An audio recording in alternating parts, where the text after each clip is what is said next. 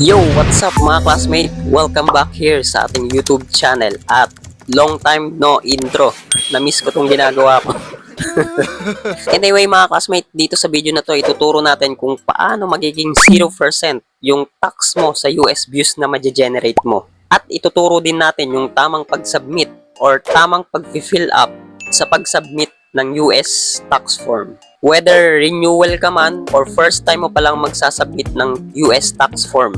And alam ko medyo late na tong video topic na to, pero siguro meron pa rin dyan na hindi nakakapag-submit ng US tax form. So pwede nyo i-share tong video dun sa mga hindi pa nakakapag-submit ng US tax form. And at the same time, kung sakali naman na nakapag-submit ka na, tapos nag-aalangan ka kung tama ba yung nasubmit mo, kung tama ba yung mga na-fill up mo dun, basically pwede mo naman siyang ulitin.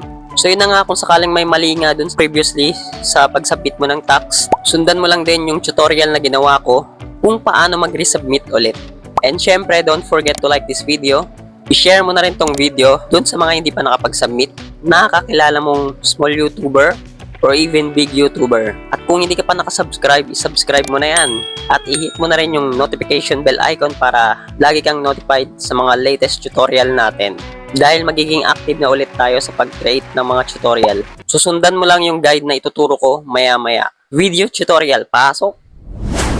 Mag-login ka lang sa Google AdSense account mo at magpunta ka lang sa upper left side dito sa 3 line na yan, i-click mo yan at magpunta ka naman sa payments. So i-click mo yung payments na yan, then magpunta ka sa payment info. At kapag nandito ka na, i-click mo lang tong arrow na sa right side. Then pagka-click mo, piliin mo yung YouTube Philippines at scroll down mo lang. Pagka-scroll down mo, hanapin mo tong manage settings, click mo yan. And then, scroll down mo lang, hanapin mo tong United States Tax Info. Yung pencil icon, i-click mo lang yan. Then, click Manage Tax Info. Tapos, click mo lang tong Show Tax Details and Documents. Then, scroll down mo sa pinakababa. And submit here. Yan. Then, up mo lang. Kung phone ang gamit mo, ganyan yung lalabas. Start mo lang. Then, up mo ulit. Tapos, pindutin mo lang din Start Here. Tapos, hihingin yung password mo para makapag-login sa email. Tapos, pagka-login mo, nandito ka na. Piliin mo tong individual. Then, click next. Tapos, ayan, basahin mo lang din. No. Kasi hindi naman tayo taga United States. Then, next. Tapos, dito ang pipiliin mo yung W8BN. So, itap mo lang yan. Then, click start. Yan. So, dito, fill upan mo lang yung full name mo. Yan. So basically, after mong fill upan yung full name mo, kahit di mo na fill up itong isa, tapos lagay mo lang yung country mo, kung anong bansa mo ginawa yung Google AdSense account mo. So dito naman, try natin wag maglagay ng TIN ID or TIN number, kung sakaling gagana. Tilt next. Tapos yan, kahit wag mo na i-check to, scroll down mo na, fill upan mo na yung ibang details. Yan yung address. Ilagay mo lang yung full address mo. I-type mo lang.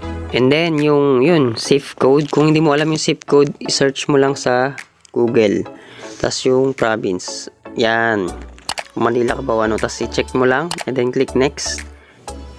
Tapos dito, ang pipiliin mo naman is yes. I-tap mo lang yes. Tapos next. Tapos, yun. Pindutin mo tong box na to. I-check mo. Tapos kung anong country ka.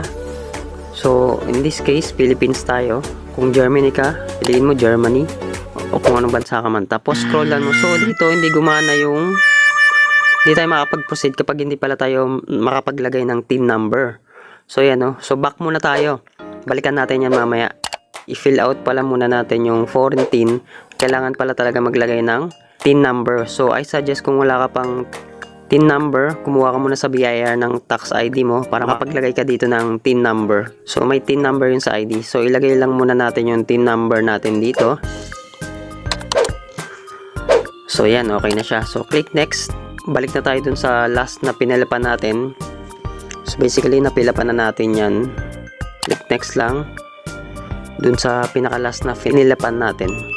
So, ayan, tapos na rin kanina yan. So, dito na tayo. Dito yung nag-stop kanina eh. Hindi siya nakapag-proceed kasi may alert. So, i-check mo lang yan. At piliin mo lang yung article 13. Yan. Tapos ito, piliin mo yung 15% para 15% lang yung makaltas sa atin sa US views na magagawa. Para hindi malaki kapag 30%.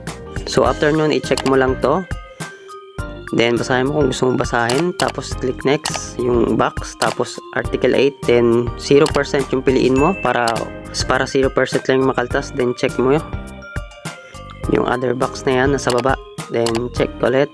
Then article 13 ulit, paragraph A. Tapos yun, 15% ulit yung pipiliin mo. Scroll down mo lang, i-check mo lang ulit yung box na yan. Then click next. At dito naman ang pipiliin mo, no. Tapos make sure na i-check mo yung box na yan. Then click next. Make sure naka go paperless ka. Tap mo lang yan. Tapos click check. And then next. Ayan. Ready na yung pwede mo lang i-download yung mga documents. Tapos click mo lang next. Tapos next. Tap mo lang ulit check. Scroll down. And then dito sa part na to, i-check mo lang din ulit. Tapos update mo lang yung year. Pwede mong ilagay yung updated year. Tapos ito, optional na lang yan. Then scroll down mo lang. So pagdating naman dito, kahit di mo na i-check yung box na yan. Tapos scroll down mo lang ulit. Tapos dito banda, ito, i-tap mo to. Make sure yes yung nakalagay kasi ikaw yung owner ng account at the same time beneficiary. So yes yung pipiliin mo. So kung first time mo palang gagawin to, itatype mo yung full name mo as signature mo. Kung renewal naman to, automatic na may full name na nakalagay dyan. So click mo lang submit. Yun, automatic approve na siya at may marireceive kang email. Kapag chinek mo sa email, ito yung mababasa mo. Pag click mo naman yung view this, babalik ka dun sa Google AdSense account mo. So dito makikita mo yung details ng mga pinilapan mo. Click mo lang yan, tapos yun. Isa-isa mo na makikita yung mga pinilafan mo dito. And yun, makikita mo dito sa motion, 15% lang makakaltas sa'yo sa US views na magagawa mo. And yung sa copyright naman, 15% din. And yung sa other services, yun, 0%. Walang makakaltas sa'yo. Kasi sinet mo na siya. Nag-submit ka ng bagong form. So ngayon at least nakapag-submit ka na, safe ka na hindi ka makakaltasan na malaki sa tax. So basically after 2 years ma-expire tong sinubmit nating form or tax form. Nakalagay dito next year 2027 pa siya ma-expire. So kapag na-expire na siya ulit, gagawin lang natin yung procedure na ginawa natin kanina. So ganun lang.